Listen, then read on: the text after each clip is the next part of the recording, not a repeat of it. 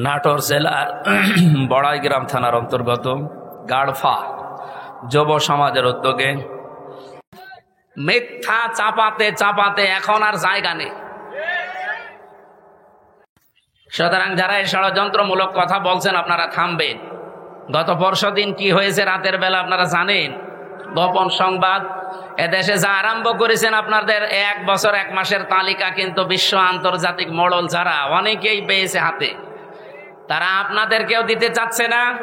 আর মিথ্যা তহমত আমাদের উপরে যা লাগিয়েছেন এই কয়েকদিন ধরে যেটা চলছে, বিশেষ করে চরমপন্থার সাথে মৌলবাদ নাম দিয়ে এদেশের মুসলমানদেরকে অনেকেই এখনো পর্যন্ত কালার করার চেষ্টায় আছে এই বিশ্বের মডেলদের কাছে। আমি খোলাখুলি বলছি, এ কথাটা ওনার না, যে বলেছে তার নাম নিলাম না, এ কথা দাদাদের। দাদারা শিখিয়েছে এতদিন খনি হাসিনাকে, ওই কথা এখন শেখাচ্ছে অনেককে। ওনার মতো যদি আবার ফাঁদে পা দেন, উনি তো অন্তত শ্বশুর বাড়ি পেয়েছে, আপনার তো শ্বশুর বাড়ি এই দেশে, আপনি কি করবেন তখন? এই জন্য কারো কালো ফাঁদে পা দেওয়া যাবে না, চিন্তা ভাবনা করি। শেষে আপনারাও পাবেন না, ইসলামের হাতেও দিলেন না।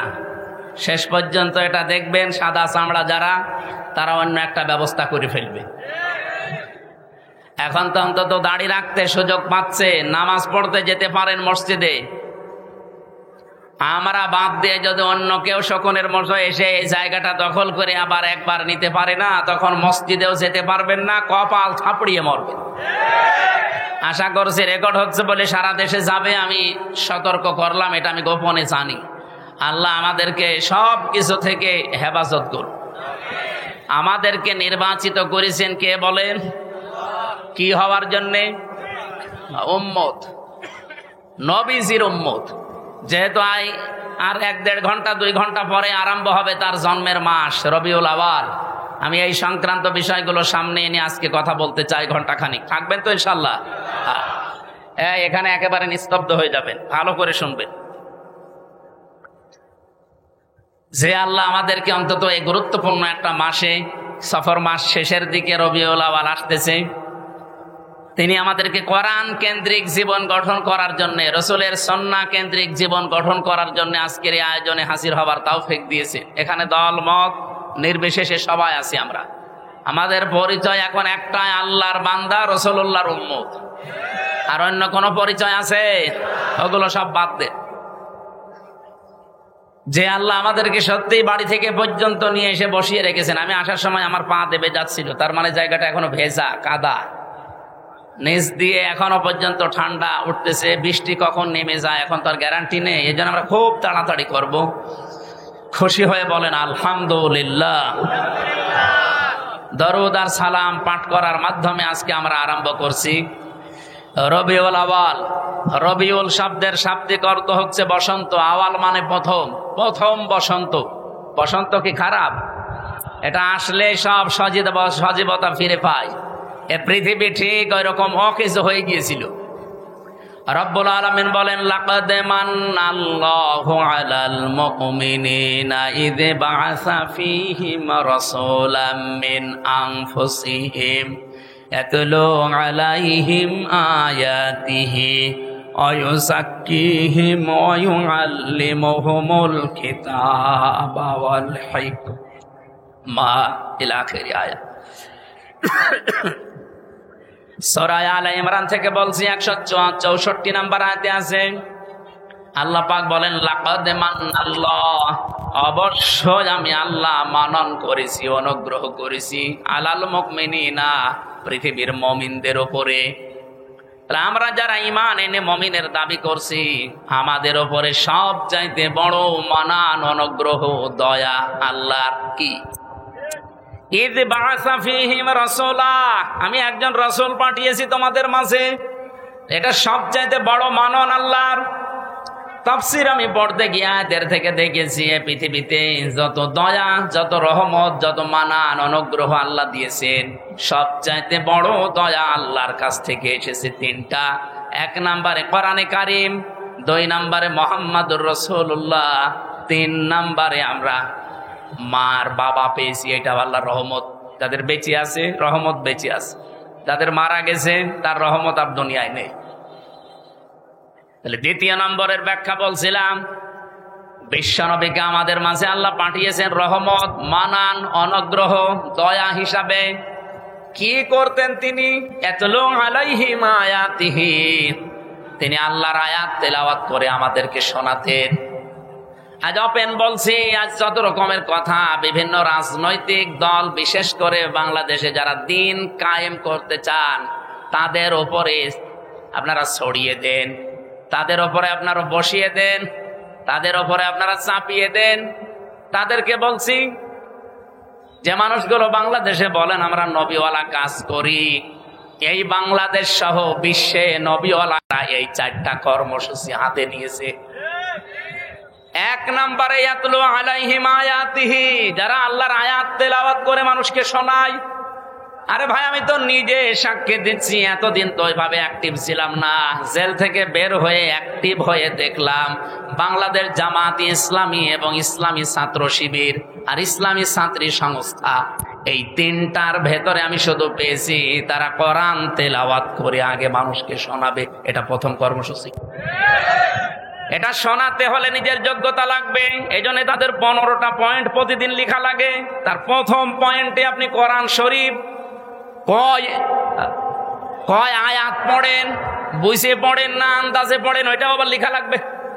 হাদিস আপনি কয়টা পড়েন, বুঝে পড়েন না ব্যাখ্যা সহ পড়েন না আন্দাজে পড়েন, ওইটাও লেখা লাগবে। আরো তো 13টা বাদ দিলাম। আপনি এই 2টাই ধরেন। নবীওয়ালা কাজ করতে হলে অবশ্যই আপনাকে কোরআন জানা লাগবে। এই কথা বলেন না কেন? বাংলাদেশ জামাত ইসলামীতে যোগ দিতে হলে আপনাকে যদি আস্তে আস্তে উপরে উঠতে হয়, মাস্ট বি কোরআন জানা লাগবে। জামাতের কোন রকম হয়েছে কোরআন পড়তে পারে না, আপনি বাংলাদেশ পুরাটা যদি দেখাতে পারেন, আমি ওয়াজ বাদ দিয়ে দেব। আমি নিজে তো সারা দেশে গেছি, আমার নিজের জেলা থেকেও বলছি। আমার মতো আমির হামজা, আমি হাফেজ, কোরআনের উপর আমার অনার্স মাস্টার্স করা। আমার রকম হতে গিয়ে যিনি দায়িত্বে এসেছিলেন ঢাকা থেকে 120টা প্রশ্ন করেছে। আমার মতো মানুষ 120টা প্রশ্ন, কোরআন কেন্দ্রিক প্রায় 20টা, পরিবার নিয়ে 20টা। এতদিন পর্দার ওয়াজ করেছি, কিন্তু খাস পর্দা কি এটা আমি নিজেও ওভাবে মানতাম না। অক্টোবরের 13 তারিখে রোকন হওয়ার পর থেকে আমি বাস্তবে দেখেছি যে পর্দা কি জিনিস আর কেন করা লাগে। জামাত ইসলামের কথা আমি এই জন্য বলছি, বাংলাদেশে 73টা সংগঠন আছে, দল আছে।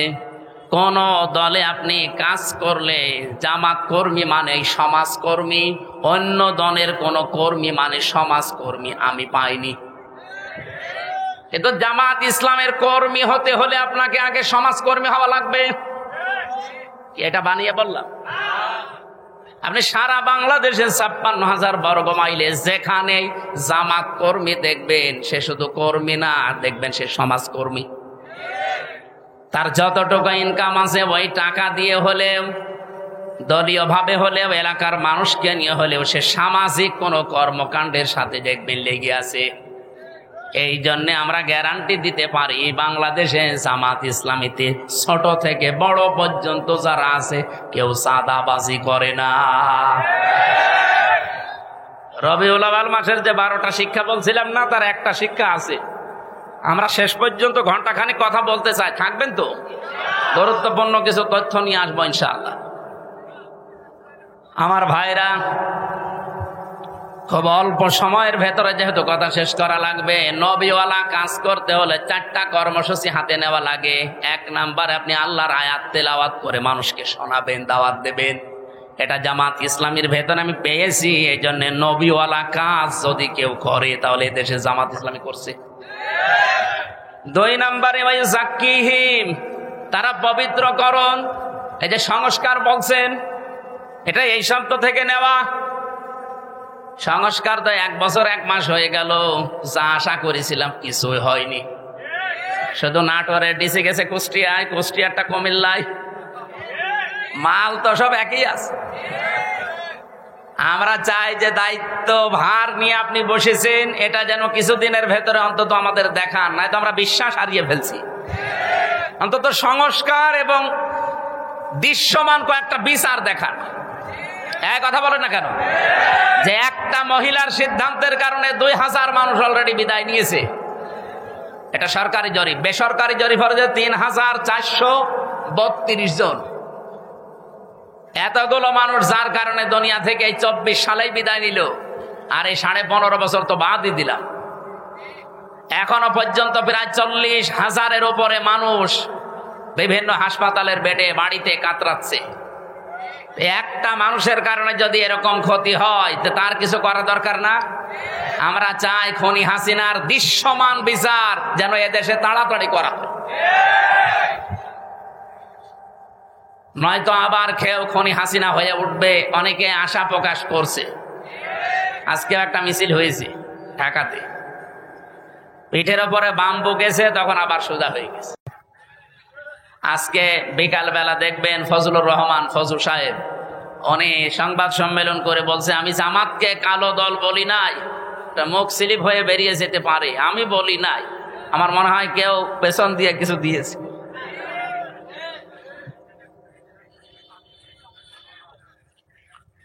আমার ভাইরা, আমি শুধু ইঙ্গিত দিয়ে গেলাম। কোরআনে কারিমে এরকম 4টা জায়গায় 4টা আয়াত একই রকম শুধু শব্দ হেরফের করা আছে।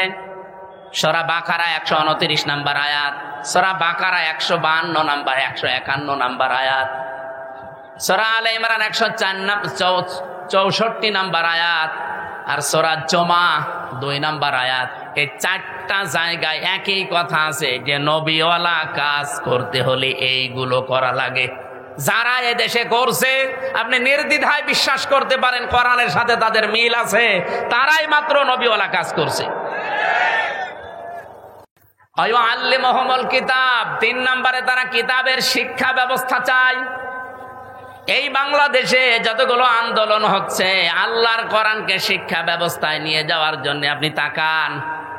এই যে 15 বছরের ভেতরে একটা বিষয় দেখবেন, আগে 5 এবং 8-এ বৃত্তি পরীক্ষা হতো, 100 মার্কের কোরআন হাদিস থাকতো, সেটা এই 15 বছরে পুরাটা তুলে দিয়েছে, একটাও।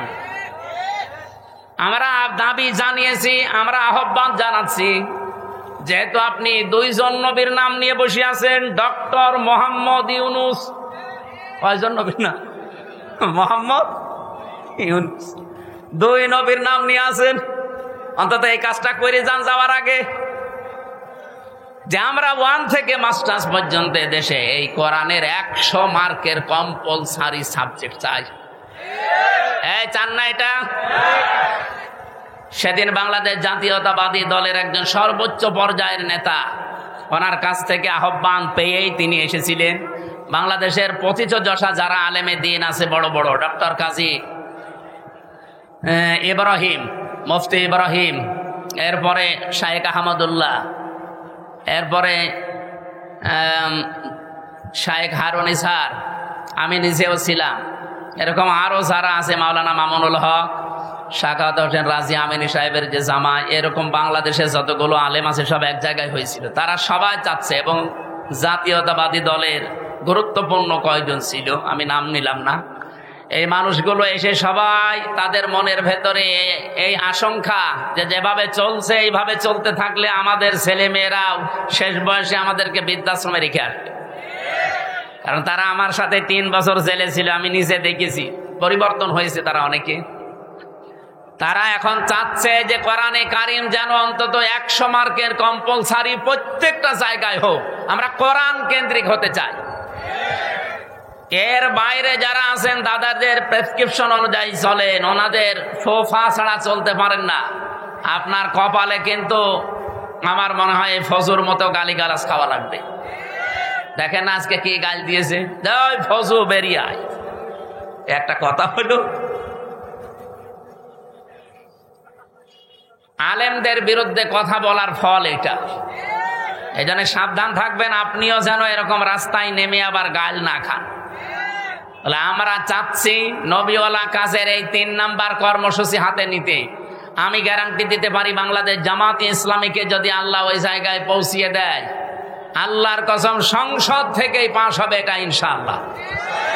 কোরআনে কারিমে দেশে 92% মুসলমান আমরা, অন্য ধর্মের যারা আছে তাদের ধর্মগ্রন্থ তারা পড়বে, কোনো অসুবিধা নেই। কিন্তু 92% আমরা মুসলমান। আমরা চাই এদেশে 1 থেকে শুরু করে মাস্টার্স পর্যন্ত একটা ছেলে যখন বের হয়ে আসবে অন্তত যেন আলেম হয়ে বের হয়ে আসে। আজকে আমার কুষ্টিয়ার ডিসি পাল্টিয়ে গেছে, উনি খুলনায় গেছে, পটুয়াখালীর একজন যিনি উনি আজকে এসে জয়েন করেছে। সাক্ষাৎ করেছিলাম আগেরটার সাথে, উনি অনেকদিন ওএসটি হয়েছিল, শেষ পর্যায়ে এসে কুষ্টিয়াতে দায়িত্ব পেয়ে চলে গেছে আজকে। আমি যতটুকু কথা বলে তার সাথে বুঝেছি, ভেতরে তার কোরআনে কারিমের যতটুকু আলো আল্লাহ দিয়েছে, এই জন্যে কুষ্টিয়াকে অন্তত সাদাবাজ মুক্ত করার জন্য তিনি চেষ্টা চালাচ্ছিলেন। কিন্তু কিছু মানুষের কারণে আল্লাহরে বান্দা আর পেরে দেয়নি, এখন খুলনাতে চলে গেছে। আল্লাহ যেন সফলতার সাথে, সততার সাথে এবং এখলাসের সাথে দায়িত্ব পালন করার তৌফিক দিন। আজকে কুষ্টিয়ার সবচাইতে বড় অফিস, আমি ওখানে গিয়েছিলাম দুপুরবেলা, অনেক সময় ছিলাম। উনি আমারে বলছিলেন আমি প্রায় 16-17 বছর ওএসডি হয়েছিলাম। আল্লাহ যখন আমাকে দায়িত্বে এনেছেন আর আমি যতদিন কুষ্টিয়ায় আছি, উনি গ্যারান্টি অন্তত আমাদের 8-9 জনের সামনে দিলেন যে যারা সততার দিক থেকে, চরিত্রের দিক থেকে 1 বছরে এগিয়ে আছে, আমি তাদের মাধ্যমে কুষ্টিয়াতে কাজ করতে চাই। তিনি নাম নেয়নি, কিন্তু আমি জেনেছি তারা হচ্ছে বাংলাদেশ জামাত ইসলাম। 1 বছর 1 মাসের ভেতরে তাদের কোন চরিত্রে খুঁত পেয়েছেন আপনি? বিড়ি খায় এমন একজন কর্মী পেয়েছেন? বাকিগুলো তো বাদই দিলাম। আর বাকি অন্যান্য যারা আছেন, এই 73টা দলের অধিকাংশ দল, আমি সবাই বলি নাই, অধিকাংশ আপনি মিলিয়ে দেখবেন তারা যাদের আদর্শ নিয়ে রাজনীতি করে, ও আদর্শই না। তা আমাদেরকেও যারা মওদুদির অনুসারী, মওদুদির উম্মত পর্যন্ত বলে ডাকেন, আপনি মানুষ। আমরা মওদুদির উম্মত মানে, মওদুদির অনুসারী মানে আমরা তাকে ফেকার ইমামও মানি না, তাকে আমরা মাযহাবের ইমামও মানি না। তার হাজার হাজার দিক নির্দেশনা আছে, শুধু একটা বিষয় আমরা গ্রহণ করেছি, এই গণতান্ত্রিক পদ্ধতিতে ইসলামকে তার জায়গা মতো নিয়ে ইসলামের কাজগুলো করার এই একটা পদ্ধতি নিয়েছি। আপনার যদি এটা ভালো না লাগে আপনি অন্যটা নেন, কিন্তু আপনি আমাকে মওদুদের উম্মত বলেন, অনুসারী বলেন, কোন কারণে? আমি কি তার মতো টুপি মাথায় দিয়েছি? বলেন, তার টুপির যে সাইজ আপনি দেখেননি? আমি তার মতো যে যে পোশাক, তার যা আছে সব কিছুকে আমার তার মতো আছে, আমি একটা শুধু নিয়েছি। আপনার যদি ভালো না লাগে আপনি ওটা নিয়েন না, কিন্তু এরকম গালি গালাজ করবেন না। এটা কিন্তু আর আগস্টের 5 তারিখের আগে নেই, 24 সালের, এখন 25 সালের সেপ্টেম্বরের কয় তারিখ আজকে? আগস্টের 25 তারিখ চলছে। সুতরাং আমরা সাবধান হব। এখন আর আমাদের মুখে যেহেতু লাগাম নেই, সত্য কথা বলতে আর কোনো বাধা আছে? আগেও বলতে পারতাম, কিন্তু মুখ চেপে ধরা হতো। এখন চেপে ধরেন তো দেখি। আর আসবেন না আমি জানি, কারণ আসবেন কি করে, আপনি তো পালিয়েছেন। আমার ভাইরা, নবীওয়ালা কাজের যে দোহাই দিয়ে আমরা অনেকে মানুষকে ধোকা দিচ্ছি, আজকে আমি বলতাম না এটা। শুধুমাত্র তেলাওয়াতকৃত আয়াতটা, এই সূরা কি আনআম 165টা আয়াত আছে, এটা নাজিল হয়েছে মক্কায়। এখান থেকে একটা বিষয় আমার মাথার ভেতরে ঘুরপাক খাচ্ছে, এই কারণে নিয়ে আসলাম এটা। 4 নাম্বারটাকে বলি, তারপরে আমি বলছি। ওয়াল হিকমা, হিকমতের সাথে কাজ করা লাগবে। আজ যারা কথা মিডিয়ার সামনে এসে আলেম নামে কলঙ্ক, তারা জালেম নাম নিয়ে এগুলো বলেন যে 5 কোটি মানুষ এক জায়গায় হলেই কি ইসলাম কায়েম হয়ে যাবে? 5 কোটি না, এ বাংলাদেশের সব মানুষ এক জায়গায় হলেও ইসলাম কায়েম হবে, কথা আমরা বলি না। ঢাকার মহাসমাবেশে ইসলাম কায়েম হয়ে যাবে কথা কেউ বলেছে বাংলাদেশে? বলেন। আপনি আগ বাড়িয়ে বলতে গেলেন মানে অবশ্যই আপনার পেছনে কেউ কাতুকুতু দিচ্ছে। কেউ না জানুক, আমরা তো জানি। 5 কোটি 5 লাখ 5,000 মানুষ এক জায়গায় হলে ইসলাম কায়েম হবে, কথা আমরা যেহেতু বলি না, সুতরাং এইটা আমাদের দিকে চাপিয়ে আপনি কোন দিকে ইঙ্গিত করছেন আপনি ভালো জানেন, আমরা হালকা জানি। আমরা এটা হিকমত হিসাবে এই অনুষ্ঠানটা করতে যদিও 3 কোটি 3.5 কোটি টাকা খরচ, কিন্তু এটার দ্বারা ইসলামের, বিশেষ করে এদেশে ইসলামপন্থী মুসলমানদের যা হয়েছে 100 বছরও এটা হয়নি। এক সমাবেশে আন্তর্জাতিক মহল থেকে বিশেষ করে যতগুলো রাষ্ট্রদূত বিশ্বের কাজ করে এই দেশে, সব এখন জামাত অফিসে এসে ধর্ণা দেয়। আপনি দেখেছেন প্রতিদিন প্রতিদিন বাংলাদেশে বিভিন্ন দেশের রাষ্ট্রদূত, বিভিন্ন দেশের উপপ্রধানমন্ত্রী পর্যন্ত এসে দেখা করে যাচ্ছে। এমনি এমনি করে তারা। বিদেশি সাংবাদিক আমি যাদের সাথে পরিচিত হয়েছিলাম ওই দিন, তারা পর্যন্ত বলেছে যে একটা দলের ডাকে এত মানুষ এক জায়গায় হয়, এটা পৃথিবীর মনে হয় প্রথম ইতিহাস। ওই সাংবাদিক ফ্রান্সের, উনি ইংরেজিতে বলছিলেন যে একটা দলের ডাকে এত মানুষ ঢাকাতে, এটা মনে হয় পৃথিবীর প্রথম ইতিহাস, এত মানুষ এক জায়গায় হয়নি। গত 2 দিন আগে ভারতের তামিলনাড়ুতে বিজয় থালাপতি নাকি যেন নাম, ওনার নামটা আমি ভালো জানি না, বিজয় থালাপতি এরকমই দেখলাম পত্রিকায়, উনি ডাক দিয়েছে 4 লাখ মানুষ এসেছে। আর বাংলাদেশ জামাত ইসলামের আমির ডাক্তার শফিকুর রহমান ডাক দিয়েছিল 4 লাখ। আমার মনে হয় গণনার বাইরে। আপনি কি মনে করছেন যে এই সমাবেশ যদি বাংলাদেশের আর 73টা দল আছে, যে কোনো দলকে করতে দেন তো 3 কোটি টাকা না, আমি 30 কোটি টাকা তাদেরকে বলবো খরচ করতে, তাও তারা এর অর্ধেক মানুষ নিয়ে আসতে পারবে না। কারণ আমরা যারা এদেশে জামাত ইসলামী থেকে ওই জায়গায় গিয়েছিলাম, এটা ইবাদত মনে করে গিয়েছিলাম। এটা একটা হেকমা। আমরা হেকমার ব্যাখ্যায় অনেকগুলো বিষয় ছিল, আমি সবগুলো নিয়ে আসতে পারছি না। আমি শুধু এই মক্কা এবং মদিনায় নাজিল হওয়ার একটা প্রেক্ষাপট নিয়ে আসতে চেয়েছি। এদিকে তাকান, এ সূরা নাজিল হয়েছে মক্কায়। কোথায়? কোরআন শরীফের ভেতরে মক্কায় নাজিল হওয়া সূরা 92টা, আর মদিনায় নাজিল হওয়া সূরা 22টা। অন্য আরেকটা বর্ণনা আছে 86টা আর 28টা। আমরা প্রথমটায় ধরলাম। তাহলে এই সূরাটা মক্কায় 165টা আয়াত আছে, আমরা মাত্র একটা আয়াত পড়েছি। আমার এই মাথার ভেতরে এই আয়াত নিয়ে যত তথ্য আছে, এই 1 ঘন্টা তো এমনি বললাম, কিয়ামত পর্যন্ত আলোচনা করলো এই আয়াত শেষ হবে না। এত কথা এর ভেতরে আল্লাহ লুকিয়ে রেখেছে। আমরা হালকা টান দিয়ে কিছু বের করতে পারবো ইনশাল্লাহ, ওইগুলো আপনাদেরকে ডেলিভারি দেবো ইনশাআল্লাহ। তাহলে সূরাটা নাজিল হয়েছিল কোথায়? মক্কা। এই জন্য সূরার নাম মাক্কি সূরা। মদিনায় যতগুলো সূরা নাজিল হয়েছে সবগুলোকে বলা হয় মাদানী সূরা। তো শিক্ষা কি? আপনি দেখবেন যতগুলো সূরা মক্কায়, এই 92টা সূরার কোন জায়গায় ইয়া আইয়ুহাল্লাযীনা আমানু পাবেন না। আপনি যারা আছে কোরআন পড়ে, শেষ পর্যন্ত পড়েছি উপর থেকে, অবশ্যই শুরু থেকে শেষ পর্যন্ত এনাদের পড়া আছে। স্টেজের সামনের কাতারে যারা, একটাও বাদ নেই, প্রত্যেকেই 1 থেকে শেষ পর্যন্ত পড়েছে। কিন্তু আপনি বলেন এই 92টা সূরা ইয়া আইয়ুহাল্লাযীনা আমানু নেই। ইয়া আইয়ুহাল্লাযীনা আমানু, ওহে যারা ঈমানের দাবি করো, এই কথা আছে শুধুমাত্র মাদানী সূরার এই 22টা সূরায়, তাও 89 জায়গায় শুধু। বলেন এবার বাস্তবতা কি? আমার এই মাথার ভেতরে আমি এটা পেয়েছিলাম, এই মালয়েশিয়া বিশ্ববিদ্যালয়ে একটা সেমিনার ছিল, ওখানে প্রায় 28টা দেশের শিক্ষক শিক্ষিকা এসেছিল। ওই সেমিনারে কথা বলতে আমারও 2 মিনিট সময় দিয়েছিল, যে তাকওয়ার ব্যাখ্যাগুলো আপনি সঠিকভাবে 2 মিনিটের ভেতরে তুলে ধরেন। এক একজনকে এক একটা দিয়েছে। তার ভেতরে ওটা ফ্রান্সের, শিক্ষক ফ্রান্সের, উনি একটা তথ্য বলছিলেন, পৃথিবীতে সবচাইতে দামি পানি, ওয়াটার কোনটা বলেন তো?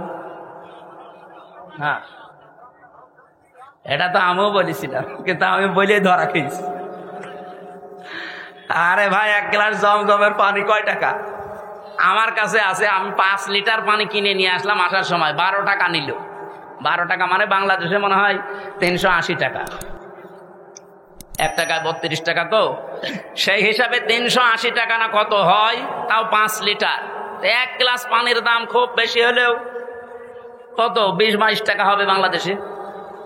এবার বাস্তবতা বলেন, পৃথিবীতে সবচাইতে এখন দামি পানি যেটা, না অ্যাকোয়া ক্রিস্টালা, ওই যে নীতা আম্বানির বউ, নীতা আম্বানি পান করে, কি না, কি আম্বানি ওনার নাম? মুকেশ আম্বানির স্ত্রী নীতা আম্বানি। এটা স্বর্ণের কি যেন মিশিয়ে দেয় ওর ভেতরে, খুব দামি পানি। 1 লিটার পানির দাম বাংলাদেশের 3.5 লাখ টাকা। আমার মনে হয় মহিলার যদি 24 ঘন্টায় অন্তত 3-4 বোতল পানিও লাগে, 3-4 লিটার, কত টাকার পানি লাগতে পারে আপনি বলেন তো? 10-12 লাখ টাকার শুধু পানি খরচ হয় তা, আর বাকি যা তো বাদই দিলাম। এই পানিটা খুব দামি পানি। এই প্রশ্নের উত্তর আমি ওই দিন আমিও আপনাদের মতো একেবারে হুসুকে বাঙালি জমজমের পানি, জমজমের পানি আমার হিসাব মিলিয়ে স্যার আমারে জিজ্ঞাসা করছে কোথা থেকে এসেছেন। আমি বললাম আরবিতে, বললাম যেহেতু মেন বাংলাদেশ, উনি আরবি ইংরেজি অনেকগুলো ভাষা আয়ত্তে আছে ওনার। তা আমারে বলছে যে এইভাবে লেখাপড়া করলে হবে, বিশ্ব সম্পর্কে জানা লাগবে না? তো ওই সেমিনারে একটা বিষয় আমি পেয়েছিলাম এইটা, তার ভেতরে যেহেতু জ্ঞান অর্জন করলে ওইটা আবার পৌঁছিয়ে দেওয়া লাগে। এ নির্দেশ কার? বাল্লেগো আন্নি ওয়ালাও, একটা বাক্য যদি জানো ওটা পৌঁছিয়ে দাও। সেই হিসাবে আমি পৌঁছিয়ে দিতে চাই, সঠিকভাবে তুলে ধরবো। মানবেন তো ইনশাল্লাহ? আপনি আবার মনে করেন না যে হুজুর টেনে কথা বলছে না। এই যে কোরআন শরীফ আমার সামনে, আল্লাহর কসম আমি যা শুনেছি বুঝেছি ওইভাবে বলছি। বলেন 92টা সূরা আল্লাহ নাযিল করলেন মক্কায়, একটা জায়গায় ওই ইয়া আইয়ুহাল্লাযীনা আমানু বললেন না। বলেন তো মক্কায় কি ওই সময় ইমানদার একটাও ছিল না? এক কথা বলেন না কেন? এই যে 13 বছর নবীজি মক্কায় ছিলেন, যতগুলো সূরা নাযিল হয়েছে একটা সূরায়ও আল্লাহ ইয়া আইয়ুহাল্লাযীনা আমানু বলেননি। ইমানদার আছে, স্বয়ং নবী আছে নিজে, আবু বকর সিদ্দিক আছে, হযরত ওমর আছে যিনি জান্নাতের গ্যারান্টি দুনিয়ায় পেয়েছেন, এই মানুষ আছে। অথচ আল্লাহ ইয়া আইয়ুহাল্লাযীনা আমানু দেননি। কেন? কারণ ওই সময় রাষ্ট্রের দায়িত্ব ছিল আবু জেহেল। কে ছিল? আরো জোরে বলেন। এই মানুষগুলোই মক্কা থেকে মদিনায় হিজরত করে সেখানে মাত্র 10 বছর রাষ্ট্রের নায়ক হচ্ছেন মুহাম্মাদুর। এই জন্য আমার গজলের ভেতরে শেষ কলি এইটা ছিল, শুধু মেষ চড়ানোই সুন্নত না, রাষ্ট্রনায়ক হওয়া সুন্নত। কে কথা বলেন না কেন? সুন্নাত নয় শুধু মেষ চড়াতে যাওয়া, আরো সুন্নাত হলো রাষ্ট্রনায়ক হওয়া। উনি রাষ্ট্রনায়ক ছিলেন না? কয় বছর? 10 বছর। এই 10 বছরে যে 22টা সূরা নাযিল হয়েছিল, আপনি দেখেন এই সূরাগুলো খুঁজে খুঁজে। এখানে আছে ইয়া আইয়ুহাল্লাযীনা আমানু, 89 জায়গায় আছে। স্যার আমাকে ওই দিন ডক্টর নোমান আলী খান ছিলেন আমেরিকার, উনি আমারে বলছিলেন উপস্থিত সবাইকে, আমিও তার ভেতরে শ্রোতা, এই জন্য আমি বলছি আমাকেই বলিস। এইভাবে বলছিলেন, দেখেন মক্কায় দায়িত্বে আছে আবু জেহেল, ইসলাম কায়েম নেই রাষ্ট্রীয়ভাবে। এই জন্য এত বড় বড় মানুষ সেখানে ইমানদার থাকার পরও আল্লাহর দৃষ্টিতে আল্লাহ ইয়া আইয়ুহাল্লাযীনা আমানু বলেননি। কিন্তু এই মানুষগুলোই মদিনায় যেয়ে রাষ্ট্র ক্ষমতা রাসূলুল্লাহ হাতে নিলেন, আর এখানে রাষ্ট্রীয়ভাবে কোরআনে কারিমের 500 বিধান চলতো। এ কারণে আল্লাহর দরবারে তারা যারাই ছিল ওই দেশে সব এখন যারা ইমানদার সত্য সত্য, তারা এখন পরিপূর্ণ ইমানদার। আল্লাহর দৃষ্টিতে তারা ইয়া আইয়ুহাল্লাযীনা আমানু এর পর্যায়ে।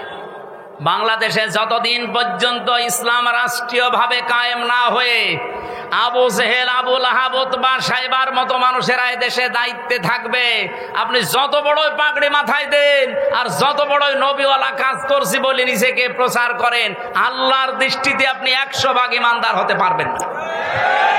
100 ভাগ ইমানদার হওয়া যায় তখন যখন এই বিধান 500 আছে শরীয়তের বিধান। কয়টা? এগুলো রাষ্ট্রীয়ভাবে চলবে। আর রাষ্ট্রীয়ভাবে চললে যে কি শান্তি পাওয়া যায়, আমি তো নিজে বিভিন্ন দেশে যাই, চোখে দেখে আসি। আপনি আফগানিস্তানে যান, মনে হবে একটা মিনি জান্নাতে আছি। আরে ভাই, খালি খেলেই ভালো থাকা যায়? আপনার নিরাপত্তা লাগবে না? আপনি আল্লাহর আইনের বিরুদ্ধে অবস্থান নিয়ে নিজেকে প্রচার করেন, ভয় পান না। এই জন্য কোরআন জানিয়েছে ওয়া কাইফা আখাফু মা আশরাকতুম ওয়ালা তাখাফুনা আন্নাকুম আশরাকতুম বিল্লাহ মা লাম ইউনাজ্জিল বিহি আলাইকুম সুলতানা ওয়া কাইফা আখাফু। আমি কেমন করে ভয় করব? তোমরা যাদেরকে আল্লাহর সাথে শরীক করো তাদের বিষয়ে আমি কেমন করে ভয় করব, অথচ তোমরা আল্লাহর সাথে শরীক করে ভয় করো না। আমরা আল্লাহর আইন জমিনে কায়েম করতে গিয়ে বিভিন্ন উল্টাপাল্টা নাম শুনি, গালিগালাজ শুনি, হুমকি ধামকি পাই, কেন ভয় করব? আপনি আল্লাহর আইনের বিরুদ্ধে মানুষের তৈরি করা আইন কায়েম করতে গিয়ে ভয় পান না। আর আমরা ভয় পাইব মানে আপনার পক্ষে কোন দলিল আছে? বলেন, আপনি যার আইন দুনিয়ায় কায়েম করতে চান তার পক্ষে কোনো দলিল আছে? তার চরিত্র আছে? তা আমরা যারা আইনের কথা বলি, যারা আইন কায়েম করতে চায়, আল্লাহর কসম কোনো ভয় আমাদের অন্তরে আর নেই। কারণ আমাদের নিরাপত্তার দায়িত্ব ডক্টর ইউনূসের। কার? ফাজ্জুল ফারিকাইনি আহাক্কু বিল আমনি। আহাক্কু ইসমে তাফসীর। বলো তো, এই যে পৃথিবীতে দুইটা দল, একটা আল্লাহর আইনের পক্ষে, একটা আল্লাহর আইনের বিপক্ষে, এর ভেতরে সবচাইতে নিরাপত্তার হকদার কারা? ইন কুনতুম তা'লামুন, যদি জেনে থাকো। এই জন্য আমি 2 দিন আগে বাংলাদেশ জামাত ইসলামী কর্তৃক আয়োজিত এই যে কুষ্টিয়াতে হরিনারায়ণপুর ইউনিয়নে একটা সমাবেশ ছিল, আমাকে মেহমান করে নিয়ে যাওয়ার পরে আমি বলেছিলাম, আগামীতে বাংলাদেশে যে নির্বাচন আসতেছে, যে ভোট আসতেছে, একটা হচ্ছে ইসলামের পক্ষে, একটা শয়তানের পক্ষে। এ কথার ভেতরে ভুল আছে।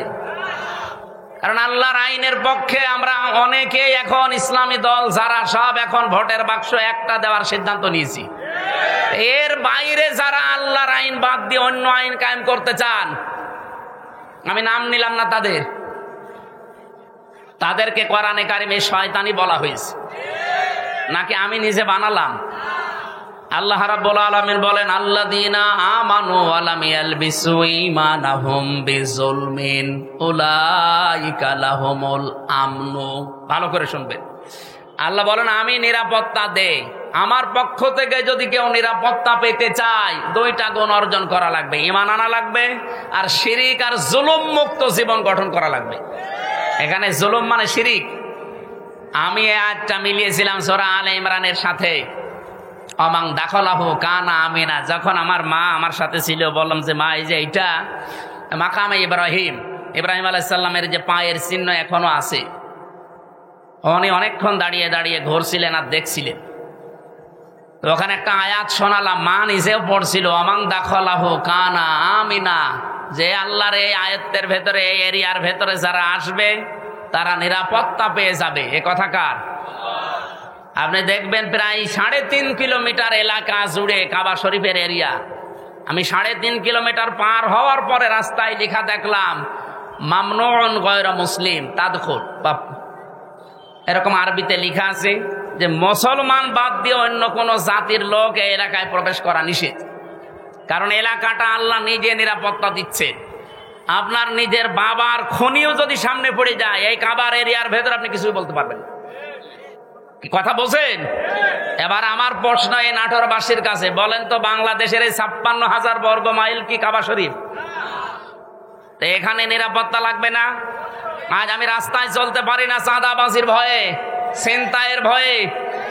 গত পরশুদিন আমার ঘরের পাশে এসির তার কেটে নিচ্ছে দিনের বেলা, সিসি ক্যামেরা লাগানো আছে। আমি জমান নামাজ পড়তে গেছি, ওই সময় সিসি ক্যামেরায় দেখলাম 1:31 বাজে, তার মানে নামাজে দাঁড়িয়েছি অলরেডি, ওই সময় চোর কাটতেছে। একটা তার কেটে ও হয়তো নেশাখোর কয় টাকায় বিক্রি হবে? 200-300, অথচ ওটা লাগাতে 7,000 টাকা লাগবে। ও কাটতেছে, আমি 30 সেকেন্ডের ভিডিও ওসি সাহেবকে বললাম, এই যে দেখেন তো। ও তো জানে না যে ক্যামেরা লাগানো আছে, ও ধান্দায় কাটতেছে। ওসি সাহেব বলছে, ঠিক আছে, আমি শনাক্ত করতে পেরেছি, দেখছি। আল্লাহ, বিকালে বলছে হুজুর ধরে ফিরেছি। বিকালে ধরা পড়ার পরে জিজ্ঞাসা করলাম, কি? বলছে, আচ্ছা করে পিটালাম। বলছে, এর আগেও 2 বার কেটেছিলাম। তার মানে ঠিকই বলেছি, এর আগেও 2 বার কেটেছি। কি করলেন? বছর চালান দিয়ে জেলে পাঠিয়েছি।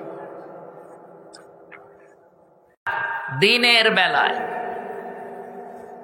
আমার নিরাপত্তা নেই, আমার জিনিসের চুরি হয়ে যাচ্ছে। আর এই রাতে এখন এই 10:30, 11টায় কুষ্টিয়া পর্যন্ত নিরাপদে বাড়ি যেতে পারবো কিনা সে গ্যারান্টি এখন আমার হাতে আছে নেই। তাহলে এই 56,000, এখান থেকে কুষ্টিয়া মাত্র 60 কিলো এই জায়গা থেকে, তাহলে 56,000 বর্গ মাইল, প্রায় 1250 কিলোমিটার এদিক ওদিকে, এত বড় বিশাল এরিয়া, কাবা শরীফের মতো নিরাপত্তা দেওয়া লাগবে না? এটা তো ডক্টর ইউনূসই পারবে নাকি? বলেন বলেন। আল্লাহ রাব্বুল আলামিন বলেন, উলাইকা লাহুমুল আমনু। এই যে উলাইকা দিয়েছেন, এই বাংলাদেশের 56,000 বর্গ মাইলের দিকেই মনে হচ্ছে আল্লাহ এভাবে আঙ্গুল দিয়েছেন। এই মানুষগুলোই নিরাপত্তার হকদার, যদি তারা সত্যি ঈমান আনতে পারে নির্ভেজাল ভাবে, আর তারা ঈমানের সাথে জুলুমকে, তার মানে শিরিককে মিশ্রণ না করে, বাংলাদেশে নিরাপত্তার সাথে চলতে হলে দেশ শিরিক মুক্ত করা লাগবে। যত শিরিক পৃথিবীতে আছে 120 প্রকার পর্যন্ত আমি পড়েছি। সবচাইতে বড় শিরিক হচ্ছে আল্লাহর আইনের সাথে শিরিক করা। সুতরাং এই দেশে আমরা আল্লাহর আইনকে যারা প্রতিষ্ঠা করতে চাই তাদের জীবন শিরিক মুক্ত। আল্লাহর আইনের বাইরে অন্য কোন আইন, যারা বাবার আইন, স্বামীর আইন, চাচার আইন, দাদার আইন, ব্রিটিশের আইন কায়েম করতে চান, আপনি শিরিক করছেন। আপনি নিরাপত্তায় থাকতে পারবেন না। আমাদের নিরাপত্তা তো মাস্ট বি আছে। আমরা মরে গেলেও শহীদ, বেঁচে থাকলেও গাজী। এরকম একটা শপথ বাক্য নিয়েই দুনিয়ায় বেঁচে আছি। বলিন্না সলাতি অনুসকি মাহইয়া মামাতি লিল্লাহি রাব্বিল আলামিন। নবী আপনি বলেন, আমার নামাজ, আমার কোরবানি, আমার বেঁচে থাকা, আমার মরে যাওয়া সব আমি আল্লাহকে দিয়েছি। এই কথা বলেই কিন্তু রাস্তায় আসা লাগে। যারা শপথ বাক্য পাঠ করে রকম হতে হলে এ আয়াত পড়ায় না? যারা পড়িয়েছে আপনি জিজ্ঞাসা করেন, আমারে তো পড়িয়েছে, আমারে আমিরে জামাত জেলখানায় পড়িয়েছে। বলছে এখানে পড়িয়ে দিলাম, বাইরে যেয়ে নতুন করে ঝালাই করবা। এসে আমি আবার এই 7-8 মাস পড়াশোনা করে পরীক্ষা দিয়ে ঝালাই করে আমাদের কেন্দ্রীয় মেহমান মোবারক ভাই এসে আমারে বলছে, বলো কুলিন্না সলাতি। অথচ এই আয়াত সেই ছোটবেলা থেকে পড়ছি। তো ওই দিন পড়ার পর থেকে একটা আলাদা জিনিস আল্লাহ আমাকে দান করেছে। বলেন সুবহানাল্লাহ। আমার ভাইরা, আমি যে কথাটা তুলে আনতে চেয়েছিলাম, বাংলাদেশে এই 54 বছরে এখনো পর্যন্ত আল্লাহর বিধান একটাও চলছে না। সুতরাং আল্লাহর দৃষ্টিতে আমরা এখনো পরিপূর্ণ কামিল মুমিন হতে, আপনি জোর করে দাবি করলেও হবে না। এটা তো বলা লাগবে কোরআন আর হাদিসের দৃষ্টিতে। 92টা সূরাতে আল্লাহ ডাক দিলেন না, অথচ মক্কা ইমানদার ছিল, কিন্তু দায়িত্বে ছিল আবু জেহেল। কে ছিল? কিন্তু মদিনায় যাবার পরে আল্লাহর বিধান কায়েম করে দায়িত্বে ছিল রাসূলুল্লাহ। তাহলে বাংলাদেশেও রাসূলুল্লাহর খাঁটি উম্মত যারা আল্লাহর আইন চায় 7 লোকের, এই বিধানগুলো দিয়ে 500 আইন যেদিন বাংলাদেশে কায়েম হবে, সেই দিন এই দেশের মানুষ বুক ফুলিয়ে বলতে পারবে আমি ইমানদার। তাদেরকে আল্লাহ ডাক দেবেন, ইয়া আইয়ুহাল্লাযীনা আমানু। আমার কথা মনে হয় আমি অল্প সময় হলেও বোঝাতে পেরেছি।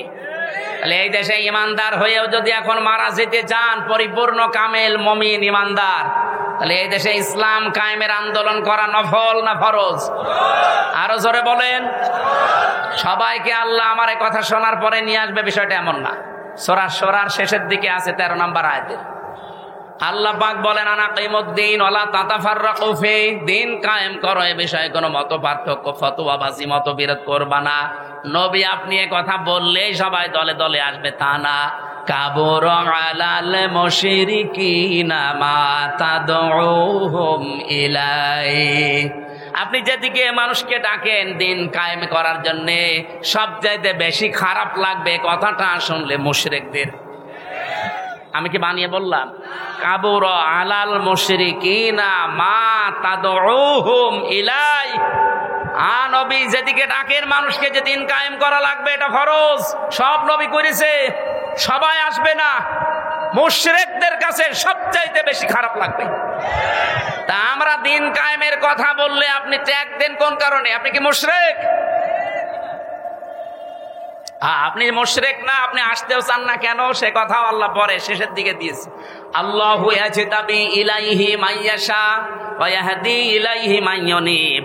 আল্লাহ যাকে ভালোবাসে, পছন্দ করে, শুধুমাত্র তাকেই দিন কায়েমের জন্য মনোনীত করে। ওয়া ইয়াহদি ইলাইহি মাইয়ুনিব, এবং যে মন থেকে আল্লাহর দিকে ফিরে আসতে চায়। সুতরাং বাংলাদেশে এই 18 কোটি মানুষের ভেতরে গত পরশু দিনের একটা জরিপ বলছি, এখন প্রায় 7 কোটি 20 লাখ মানুষ অন্তত ডাইরেক্ট ইনডাইরেক্ট ভাবে দিন কায়েম হোক এটা চাচ্ছে। 18 কোটির ভেতরে 7 কোটি 20 লাখ। আমি আশা করছি আর 1 বছর যেতে দেন, যদি ডবলও হয়ে যায় তাও কত কোটি হবে? 14 কোটি, 40 লাখ। বাকি যারা আছে কিয়ামতের আগেও আর আপনাদের আশা স্বপ্ন পূরণ হবে না। এই জন্যে ফজর মতো, হাবিবের মতো, হারুন ভাইয়ের মতো মানুষকে লাগিয়ে দিয়েছে। এরা এই 15.5 বছরে কোনোদিন এদের মুখে রাজাকার রাজাকার শুনি নাই, আল বদর মৌলবাদী শুনি নাই। হঠাৎ করে এদেরকে লাগিয়েছে এই কারণে। কারণ আমি নিজে তাদের সাথে দেখেছি, তো তারাই গোপন কথা আমারে বলে দিয়েছে। 3 বছর ছিলাম একাধারে, তাদের বহু গোপন কথা আমি জানি। এতদিন বলে না, এখন হঠাৎ করে এই ভাঙা বাইক বাঁচিয়ে বাংলার মানুষকে বিভ্রান্ত করতে চাচ্ছে। তারা ভালোভাবে জানে যে যেভাবে আসতেছে মানুষ ইসলামের দিকে, একামতে দিনের দিকে, এভাবে যদি ঝুঁকতে থাকে, আর একবার যদি 300 এমপির ভেতরে 151 জন আল্লামা সাইদি সাহেবের মতো, মাওলানা নিজামের মতো, আলী হাসান মোহাম্মদ মুজাহিদের মতো মানুষ মাত্র 151 জন এবার চলে যেতে পারে, ওরা 5 বছর লাগবে না, 1 বছরে যা করেছে, আর ক্ষমতা হাতে পেলে 2 বছরে ওরা যা করবে কিয়ামত পর্যন্ত আমরা চেয়ারের মুখ দেখতে পারবো। এইটাই বাস্তবতা। আমি একেবারে কাছে থেকে এই কথাগুলো শুনেছি, এটা ডেলিভারি দিয়ে দিলাম, আপনারা প্রচার করেন যা। সুতরাং ফজুর মুখে এবং হাবিব ভাইয়ের মুখে চুনকালি পড়বে। আজকে কয় তারিখ? 25। আর মাত্র 5 দিন পর একটা অনুষ্ঠান আছে আমার, এই যে মোলাডুলি পাশে, মোলাডুলির পাশে ঈশ্বরদী থানার ভেতরে। আল্লাহর ওলিরা না এটা বন্ধ করে দেবে, বলেন সুবহানাল্লাহ।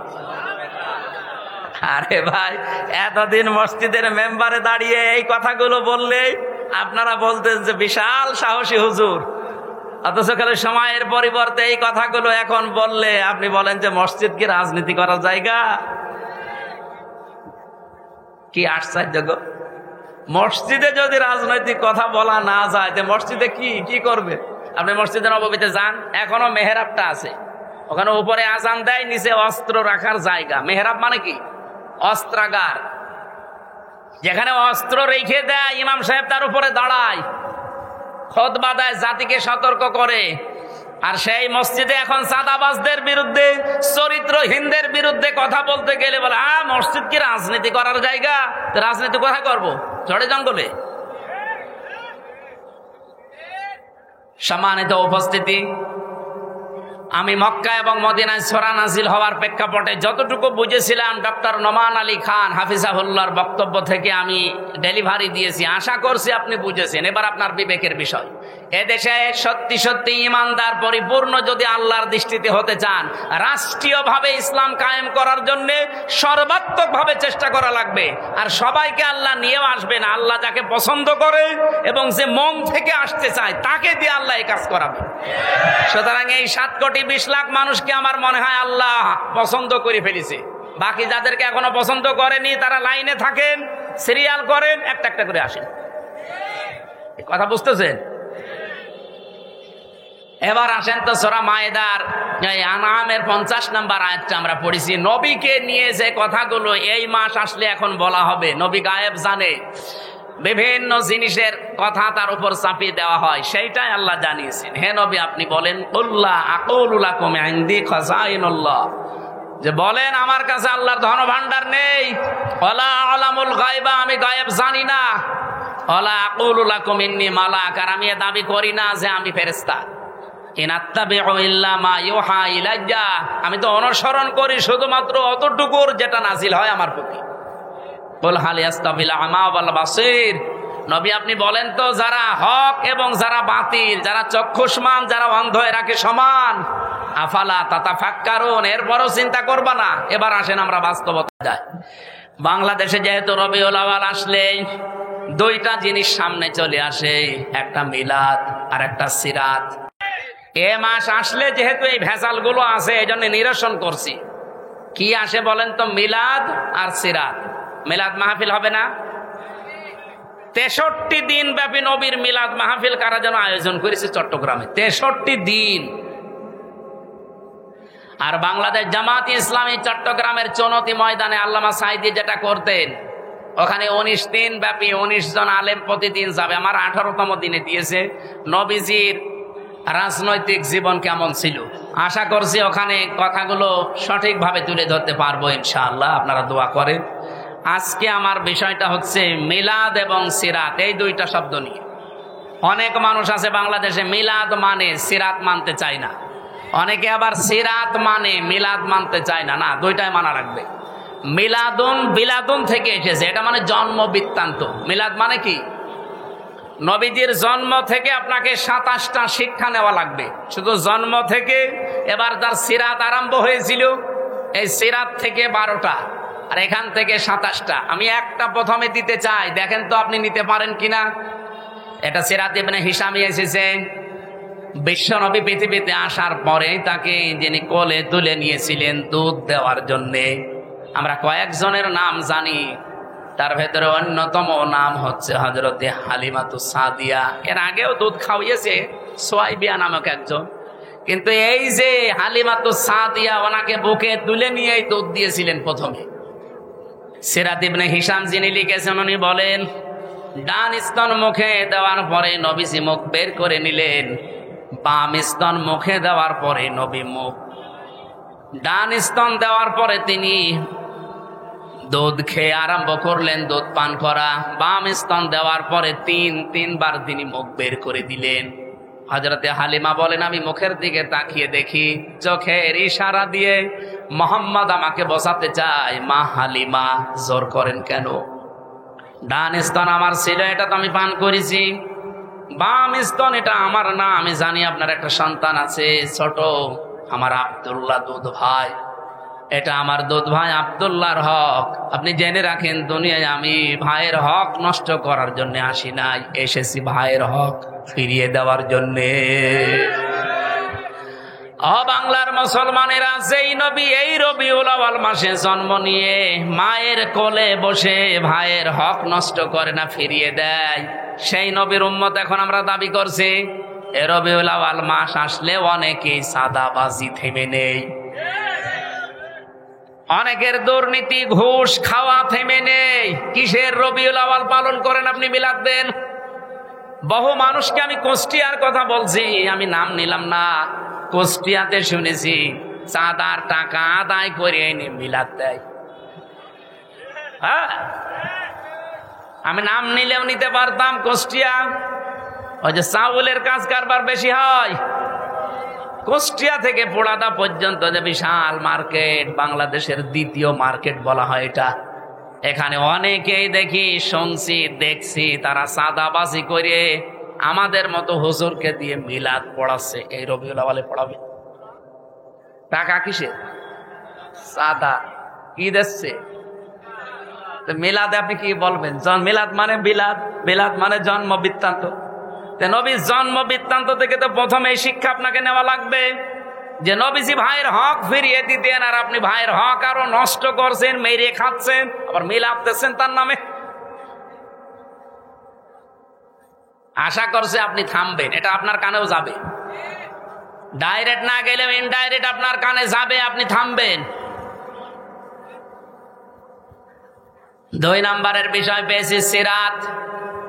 বিশ্ব নবী মুহাম্মদ রাসূলুল্লাহর জীবন চরিত্র, তার আদর্শ, এটাকে সিরাত বলা হয়।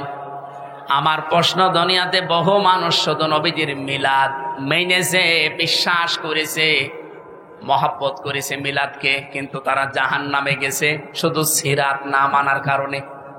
কিন্তু বহু মানুষের জীবনী আমি পড়ে দেখেছি, তারা মাত্র শুধু মিলাদ না, মিলাদও মেনেছে, সিরাতও মেনেছে।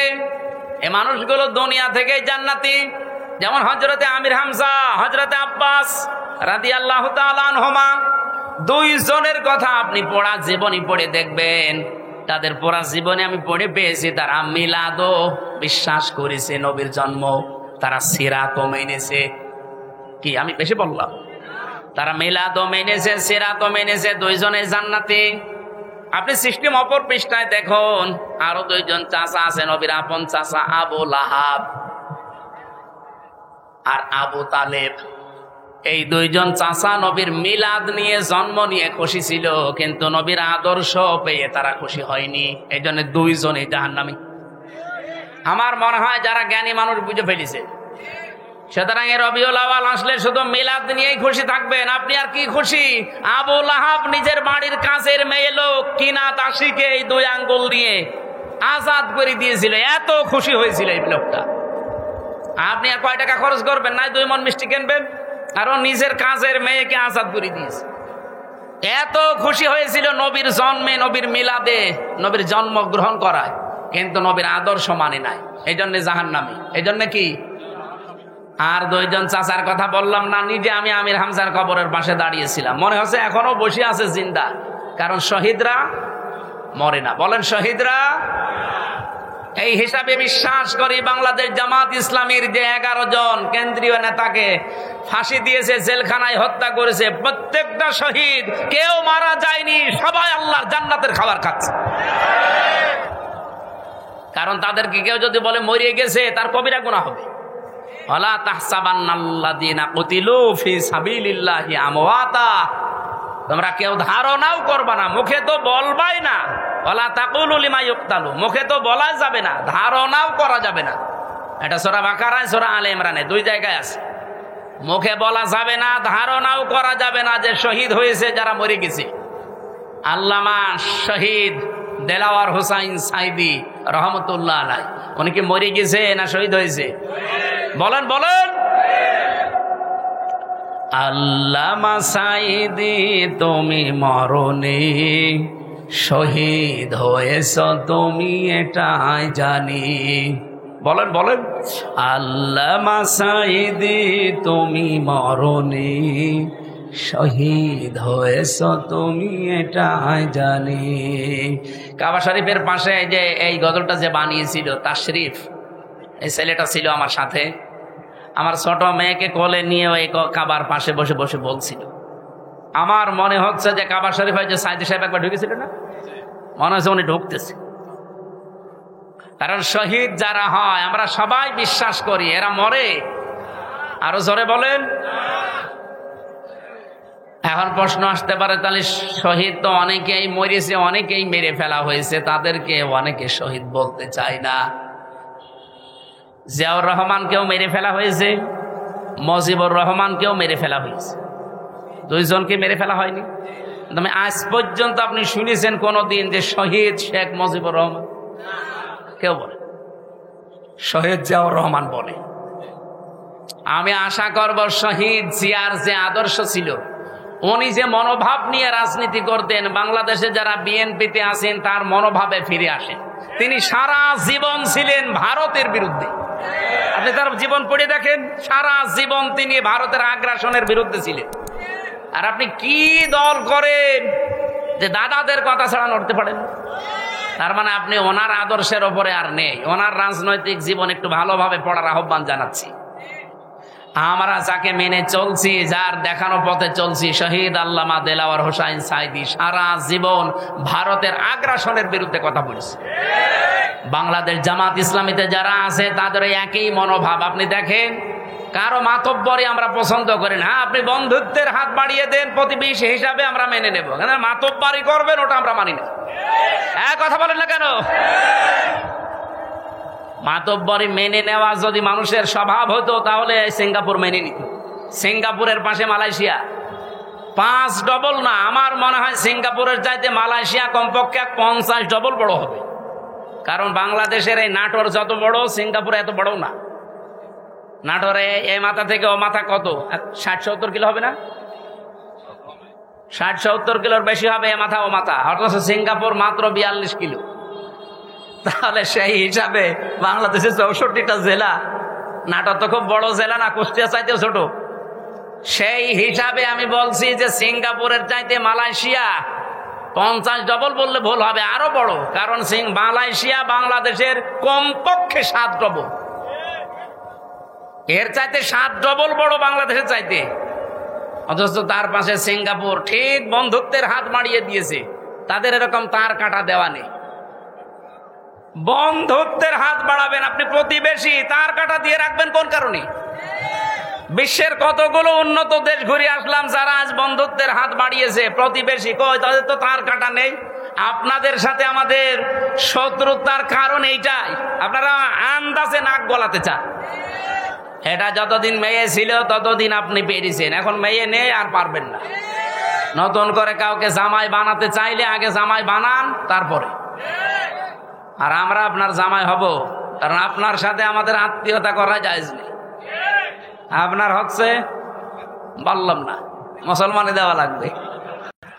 আমরা যে জাতি, আমাদের সাথে আপনাদের আত্মীয়তা যেহেতু জায়েজ নেই, সুতরাং প্রতিবেশী প্রতিবেশী যেভাবে থাকে ওইভাবে থাকে, আমরা আপনাদের বিরুদ্ধে যাব না, কিন্তু প্রতিবেশী যখন মালিকের স্রোত ধরবে তখন সারা জীবন বিরোধিতা করা লাগবে। এই কারণে আমরা রাসূলুল্লাহকে শুধুমাত্র মিলাদে মেনে, সিরাতে না মেনে আবু লাহাব আবু তালেবের মতো হতে চাই না। আমরা হতে চাই আমির হামজা হযরত আব্বাস রাদিয়াল্লাহু তাআলা আনহুমা। মিলাদও মানতে চাই, সিরাতও মানতে চাই। সিরাত মানবেন কোথা থেকে? 40 বছর থেকে শুরু করে 63, এই 23 বছরে 1 সেকেন্ডও বাদ দিতে পারবেন না। অনেক সময় হয়ে গেল। আজকে আমার সকালবেলা থেকে অনুষ্ঠান শুরু, ফজরের নামাজ পড়ে, মানে প্রায় কালকে 8টা, হিসাব করে লিখে দেখলাম 8টা অনুষ্ঠান কাল সারাদিন। এরপরে মাগরিবের পর আবার সিরাত অনুষ্ঠান। আমি আজকে চালাতে গেলে অনেক সময় লেগে যাবে, আমি আর চালাতে পারছি না। 1 ঘন্টা 20 মিনিট চলছে। আগামী থেকে আবার দেখবো ইনশাল্লাহ। আল্লাহুম্মা আমিন। লা ইলাহা ইল্লা আনতা সুবহানাক ইন্নী কুনতু মিনাজ জালিমিন। রব্বুল আলামিন বিশ্বনবী যেটা না অনেকেই সেটা মনে করে, তার